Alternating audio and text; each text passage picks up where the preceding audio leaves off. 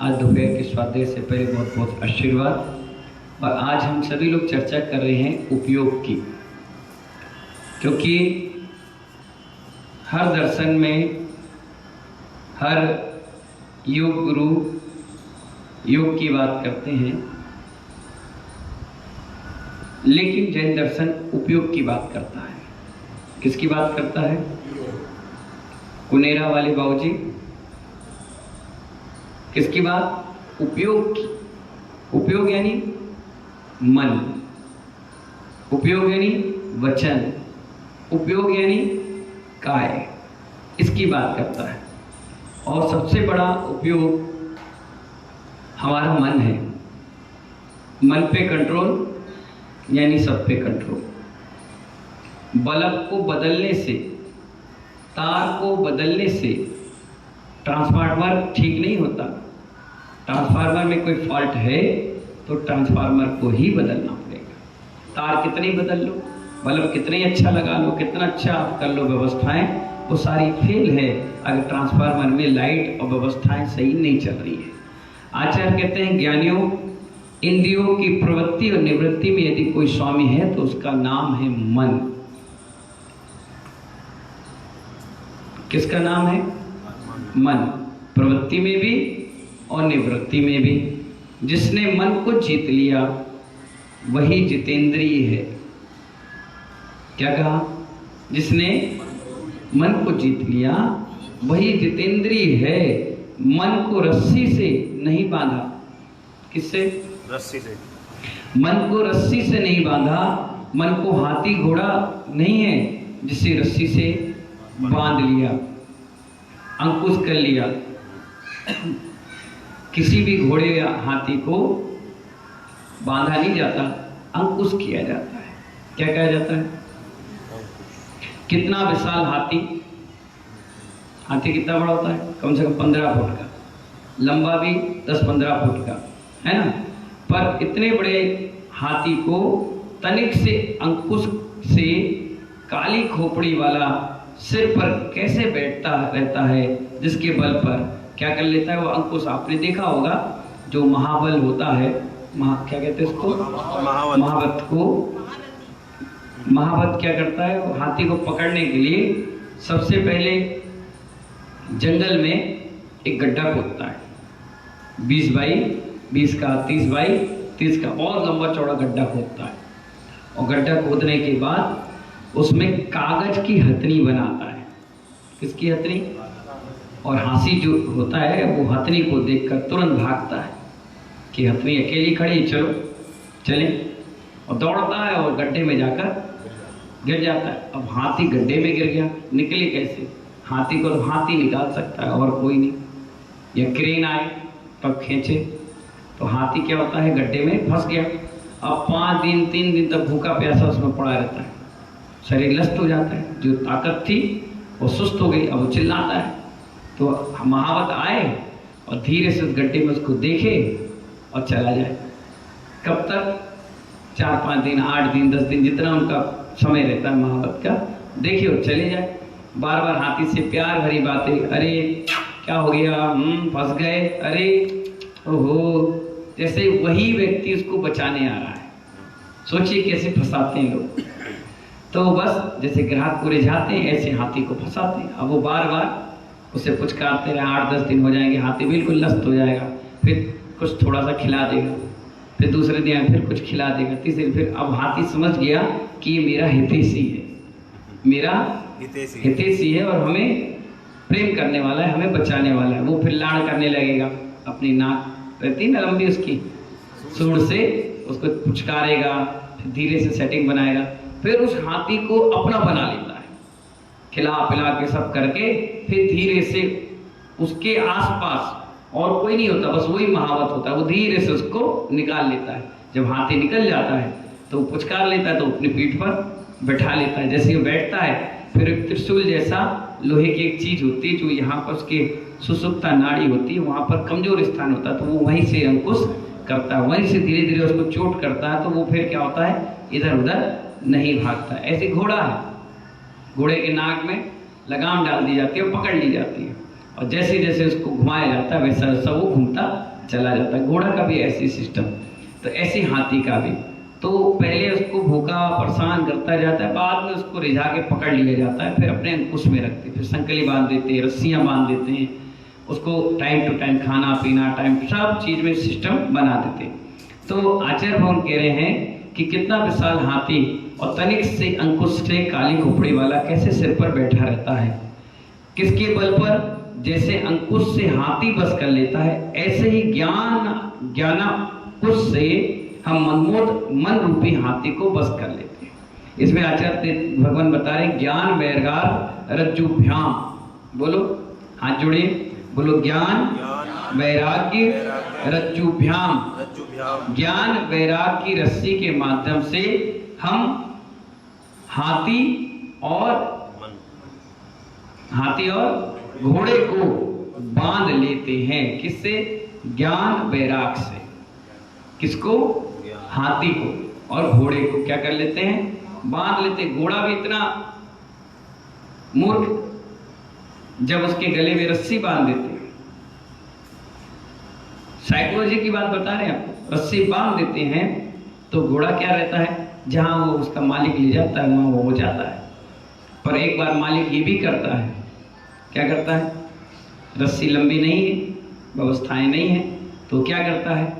घोड़े को खड़े करता है पेड़ के पास और गले में 3 बार हाथ ऐसे घुमाता है और पेड़ के पास जाके ऐसे घूमता है, सिर्फ नाटकी करता है, करके और चला जाता है। और घड़ा भी इतने बड़े भ्रम में रहता है कि इसने मुझे बांध दिया है, वो हिलते ही नहीं। 3 दिन 5 दिन 8 दिन 10 दिन तक वो वहीं खड़ा रहेगा, वो भागेगा नहीं। और 8 दिन बाद तुम जब आओगे तो वहीं खड़ा मिलेगा चुपचाप। उसे भ्रम था, क्या था भ्रम? किस मालिक ने मुझे बांधा है, जबकि वो देख रहा है कि रस्सी नहीं है, गले में नहीं है, सामने पेड़ जाता तो भाग जाता, लेकिन नहीं, भ्रम है। क्या है वो? भौरा है।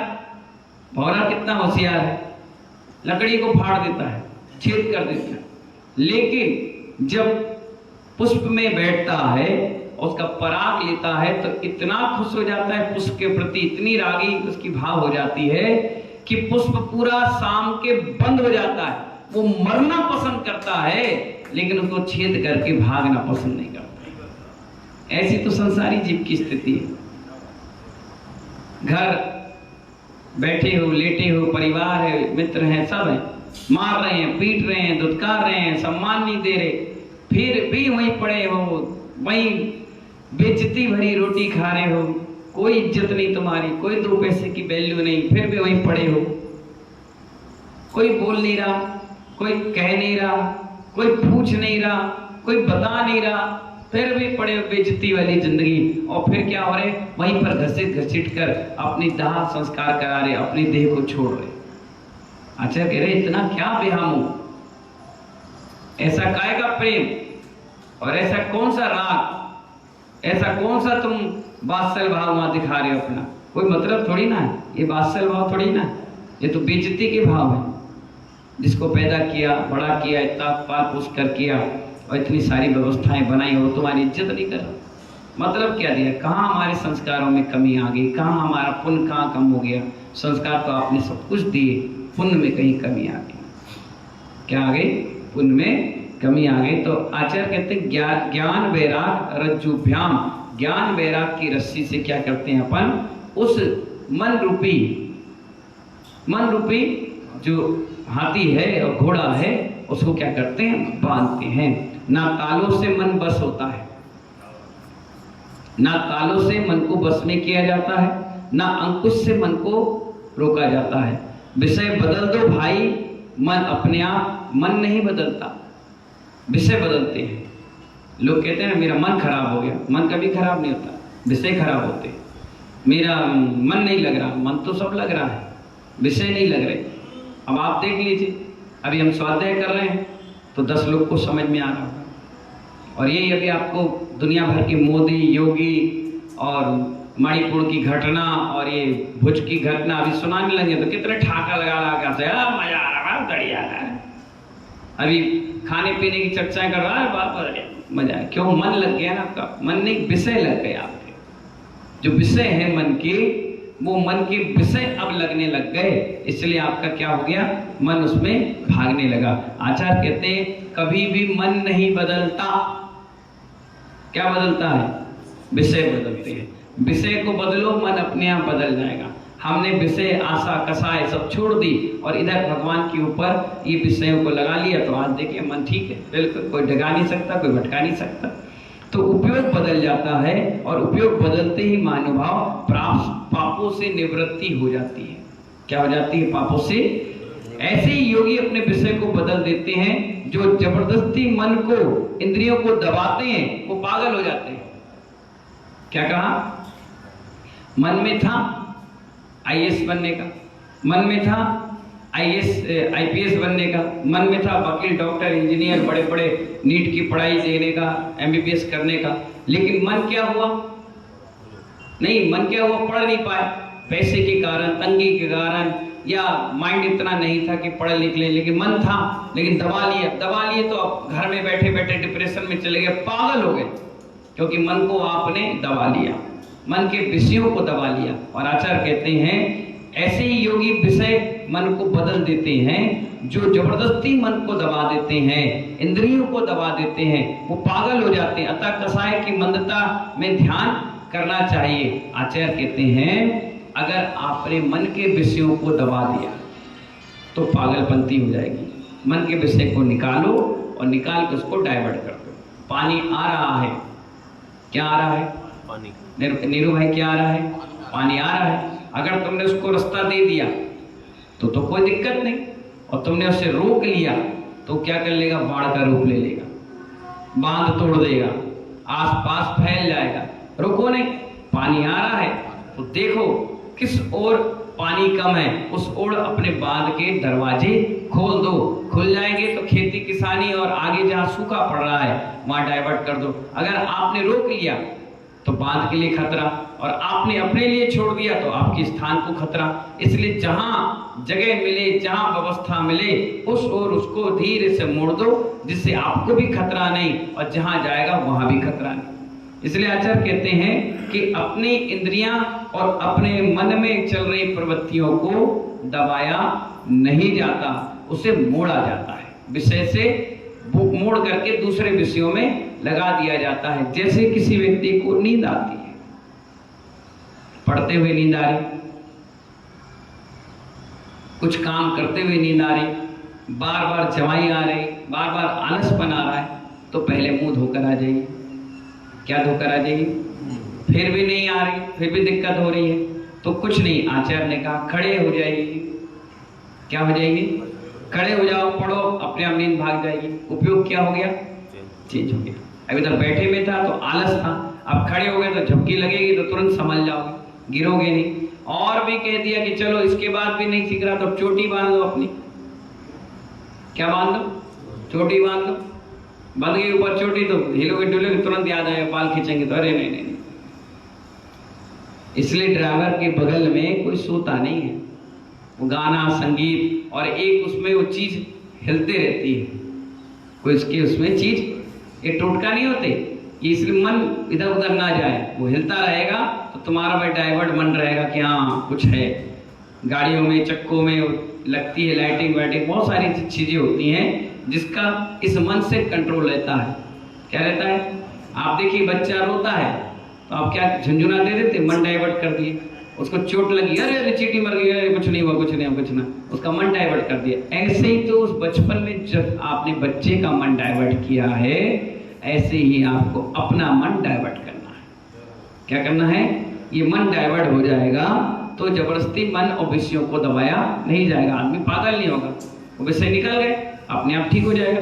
तो साधु को कैसे बोलना, कैसे खाना, कैसे पीना, बैठना, ये सारी विद्याएं सीखना चाहिए। क्या करना चाहिए? सीखना चाहिए। तुम्हारे घर की प्रवृत्ति जिन शासन में लागू नहीं होती, हमने देखे ही नहीं, हमारे पिताजी ने किए नहीं, हमारी माँ ने कभी बोले ही नहीं। अरे तुम्हारे घर गृहस्थी की प्रवृत्तियां इस मंदिर में थोड़ी ना लागू होंगी।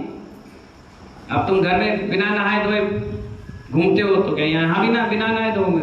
कई लोग रहते हैं घर के बगल में मंदिर है तो गमछा लपेट के आ जाए, चट्टी में घूमते फिरेंगे, बाल खुले करके घूम रहे। अरे घर की प्रवृत्तियां हैं, ये यहाँ पर लागू नहीं होगी। क्या नहीं होगी?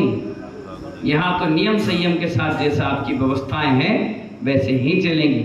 आपको भूल कर नया सीखना पड़ेगा। क्या करना पड़ेगा? साधु जीवन से भी आए हैं ना, तो घर की प्रवृत्तियां रहती हैं। ईंट भट्टे से निकलती है तो 3 दिन तक ठंडी होती है। अगर निकलते ही आप ले जाओगे तो गर्म भी होगी, वजन भी होगी और हाथ पैर जला देगी। तो कितने दिन तक बाहर रहती है? 3 दिन 7 दिन उसमें पानी डालते हैं चमक लाने के लिए, उसको पकाते हैं बाहर रख करके। कहते हैं कि नहीं अभी 2-4 दिन 10 दिन इसको रहने दो, डायरेक्ट नहीं लगाओ, नहीं तो दिक्कत आएगी, दीवारों में भी भाप निकलेगी बाद में।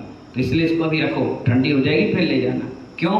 क्योंकि अभी भट्टी से निकल कर आए। ऐसे ही गृहस्थ की भट्टी से आप आए हो, डायरेक्ट साधु बनोगे तो घर गृहस्थी की चर्चाएं और मन में भरे हुए विकार अभी निकलने में समय लगेगा।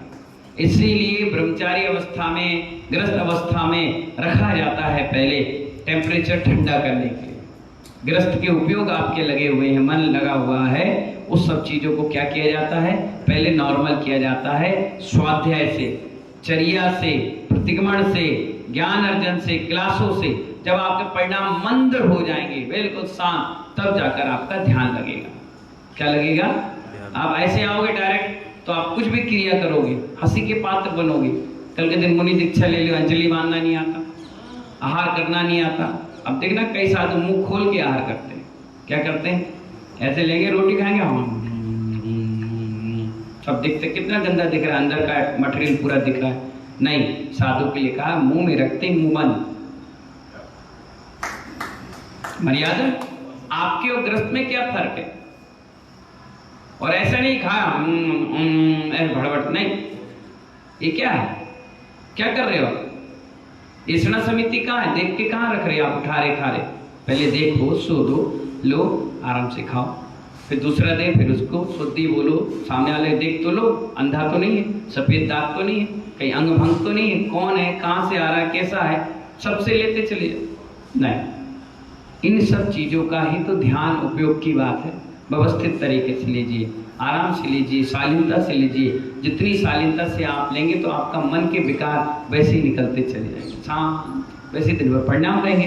तो साधुओं के बीच की भाषा अलग होती है, गृहस्थ के बीच की भाषा अलग होती है। दुर्विचारों से दूर होकर सुविचारों में लीन होकर के शुद्ध ध्यान पर दृष्टि रखना चाहिए। उपयोग जा रहा है, पुद्गल में कितने उपयोग हैं, जड़ में कितने उपयोग हैं? उपयोगो लक्षणम। क्या कहा?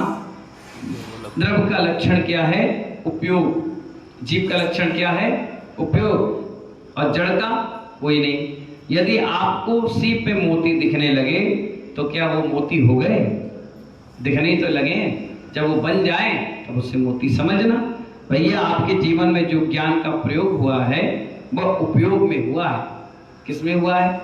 जो ज्ञान का प्रयोग हो रहा है वो उपयोग में हुआ। उपयोग यानी मन में हुआ, मन में पढ़ने सुनने की जिज्ञासा हुई, तभी तो हम यहाँ पर आए।